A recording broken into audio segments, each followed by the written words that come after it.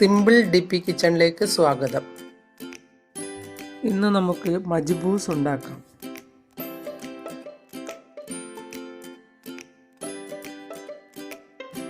അത് എങ്ങനെ എന്ന് നോക്കാം.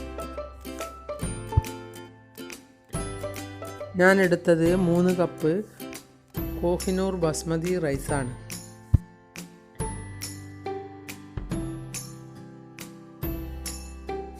രണ്ട് തക്കാളിയും വേണം.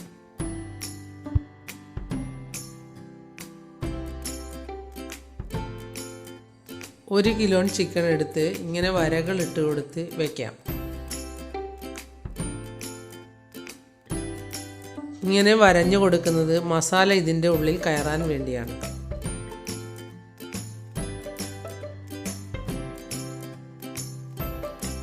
ഇനി പാൻ വെച്ച് പാനിലേക്ക് 2 സവാള മുറിച്ചത് ഇട്ട് കൊടുക്കാം.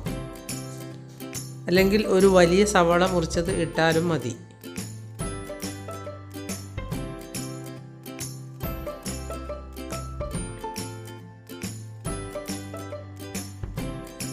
ആവശ്യത്തിനുള്ള ഉപ്പിട്ട് കൊടുക്കാം.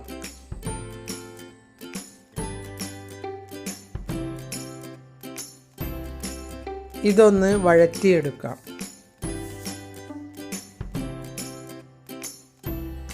ഞാൻ ഇതിലേക്ക് 1 ടീസ്പൂൺ ഉപ്പാണ് ഇട്ടത്.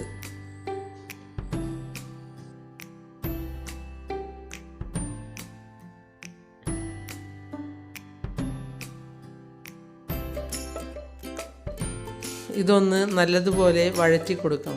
ഇതിലേക്ക് 1 ടേബിൾ സ്പൂൺ ഒലീവ് ഓയിൽ ഒഴിച്ചു കൊടുക്കണം.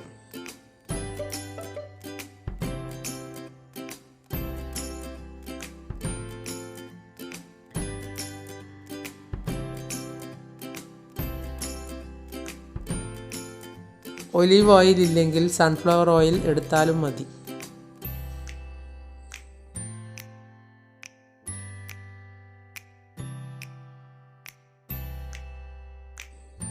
സവാള അധികം ബ്രൗൺ കളർ ആവണമെന്നില്ല.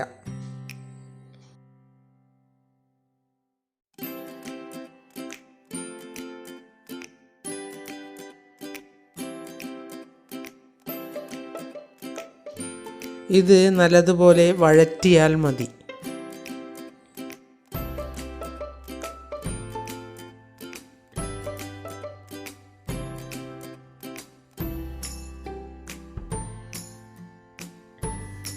ഇനി ഈ പ്ലേറ്റിൽ കാണുന്ന മസാലകളും അതിലേക്ക് ഇട്ട് കൊടുക്കാം.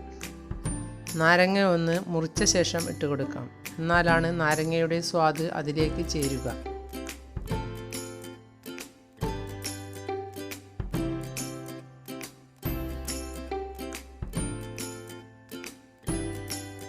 മജ്ബൂസ് മസാലപ്പൊടിയും കൂടി ഇട്ട് കൊടുക്കാം.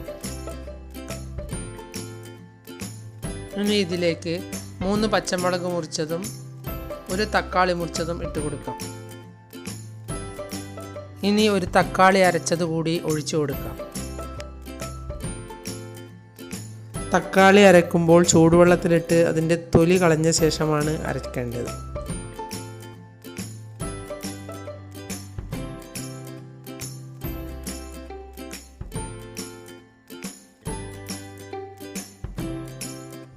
ഈ മജ്ബൂസും നല്ല ടേസ്റ്റുള്ള ഒന്നാണ്.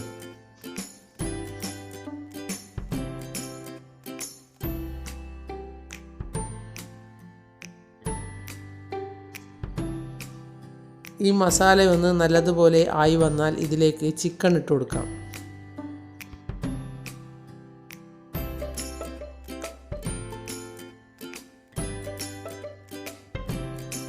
ഇനി ഇതിലേക്ക് 1 ഗ്ലാസ് വെള്ളം ഒഴിച്ചു കൊടുക്കാം. ചിക്കൻ വെന്ത ശേഷം തുറന്നു നോക്കി ഇതിലെ ചിക്കൻ കോരി മാറ്റാം.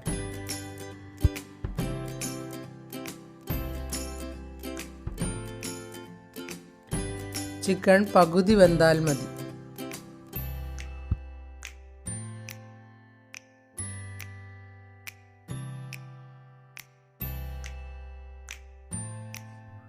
ഇനി ഇതിലേക്ക് 3 കപ്പ് അരി കഴുകി വൃത്തിയാക്കി ഇട്ട് കൊടുക്കാം.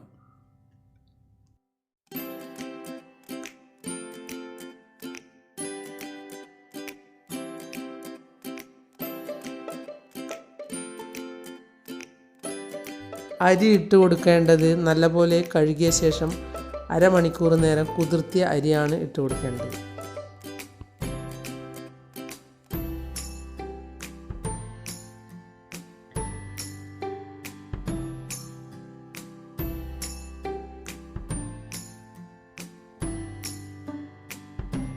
ഇത് 3 കപ്പ് അരിക്ക് 5.5 ഗ്ലാസ് വെള്ളം ഒഴിച്ചു കൊടുക്കാം.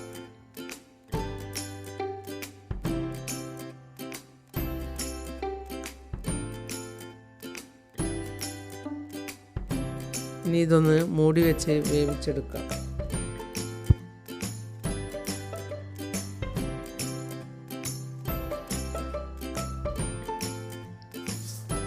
ഒരു പാത്രത്തിലേക്ക് 1 ടേബിൾ സ്പൂൺ മജ്ബൂസ് മസാലയും അതില്ലെങ്കിൽ ഗരം മസാലപ്പൊടി എടുത്താലും മതി.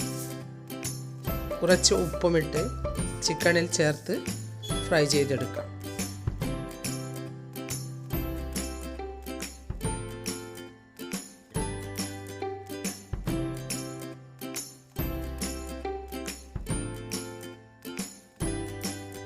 പാനിലേക്ക് കുറച്ച് ഒലീവ് ഓയിൽ ഒഴിച്ചു കൊടുത്ത് ചിക്കൻ ഓരോന്നായി വെച്ച് കൊടുക്കാം.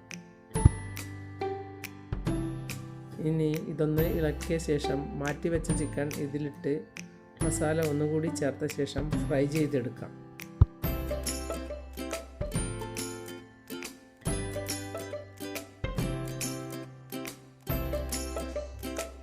ഇത് പകുതി വെന്ത ചിക്കനാണ്.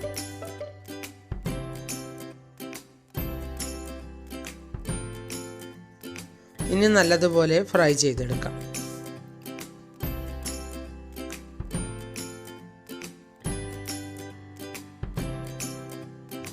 പൊട്ടിപ്പോവാതെ നോക്കണം.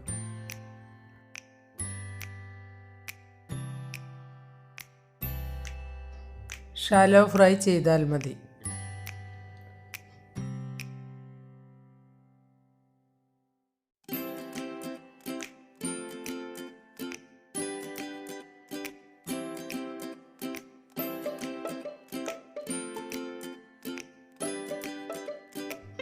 ഇതിലേക്ക് കുറച്ചുകൂടി ഓയിൽ ഒഴിച്ചു കൊടുക്കാം.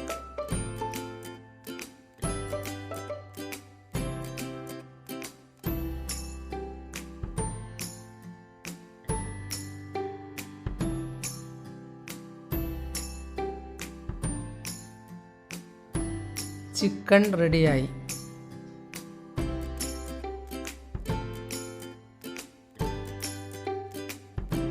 ഇനി നേരത്തെ വേവിച്ച ചോറ് ഒന്ന് തുറന്നു നോക്കാം.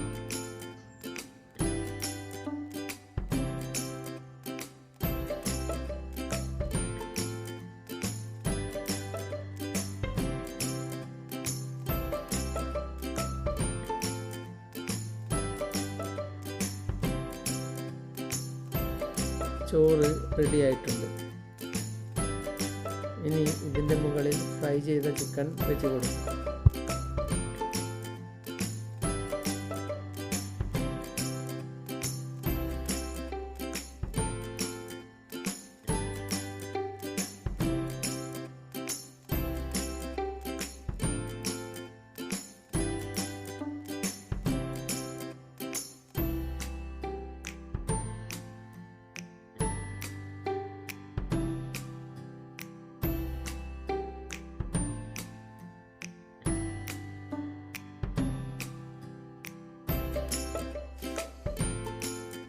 ഇത് നിങ്ങൾ ഉണ്ടാക്കിയിട്ടില്ലെങ്കിൽ നിങ്ങൾ ഇതൊന്ന് ഉണ്ടാക്കി നോക്കൂ.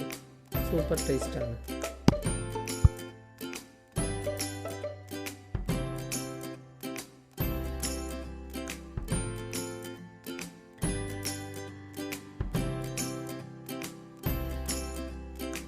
ഇത് ഉണ്ടാക്കുമ്പോൾ ബിരിയാണി തിന്നേണ്ടവർക്ക് ബിരിയാണിയുമായി, ചിക്കൻ ഫ്രൈ ചെയ്ത് കഴിക്കാൻ ആഗ്രഹിക്കുന്നവർക്ക് അതുമായി, രണ്ടും കൂടി ഒരു സൂപ്പർ തന്നെ.